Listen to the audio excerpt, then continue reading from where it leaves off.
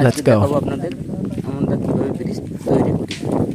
এই প্রথম রড বাঁধা চালু করেছি, এটা হচ্ছে বিম। বিম বাঁধা চলছে।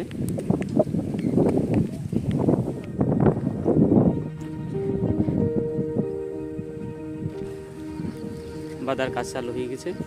ভার্টিক্যাল প্লেস হচ্ছে সাইডে।